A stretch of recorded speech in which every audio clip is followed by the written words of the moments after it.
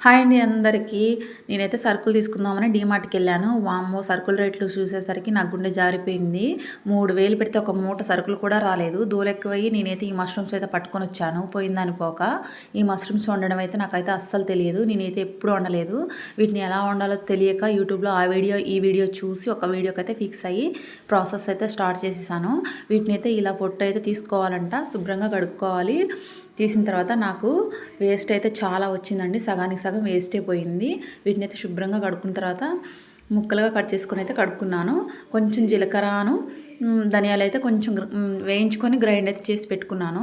ఇక్కడ oil wheat ఎక్కిన తర్వాత ఉల్లిపాయలు వేసుకున్నాను. చెక్క, లవంగం, ఆకు, స్టార్ పువ్వు అయితే కొంచెం అయితే వేసుకున్నాను. వీటితో పాటు కొంచెం అల్లం వెల్లుల్లి పేస్ట్ కూడా వేసుకున్నాను. ఇది ఇలా ఫ్రై అవ్వాలి కొంచెం సేపు. ఇలా ఫ్రై అవ్వాలి. మనం తిప్పుతూనే ఉండాలి, లేదంటే అడుగంటి పోతుంది. ఇలా ఫ్రై అయిన తర్వాత కొంచెం పసుపు కూడా వేసుకుందాం. పసుపు వేసుకున్న తర్వాత నేనైతే 4 టమాటాలను మెత్తగా గ్రైండ్ చేసుకొని ప్యూరీ మాదిరిగా ఇలా వేసానండి. ఇది కూడా కొంచెం ఫ్రై అవ్వాలి, పచ్చి వాసన పోయే వరకు మధ్య మధ్యలో కలుపుతూ ఉండాలి కొంచెం మాడిపోకుండా. తర్వాత దీంట్లో మనం దంచిన మసాలా వేసుకున్నాను.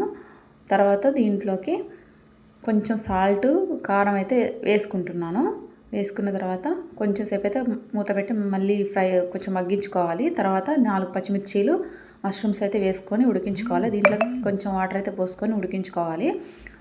కొంచెం కొత్తిమీర వేసుకోవాలి. ఉడికిపోయిన తర్వాత కొంచెం గరం మసాలా అయితే వేసేసుకుంటున్నాను. కూర అయితే రెడీ అయిపోయింది.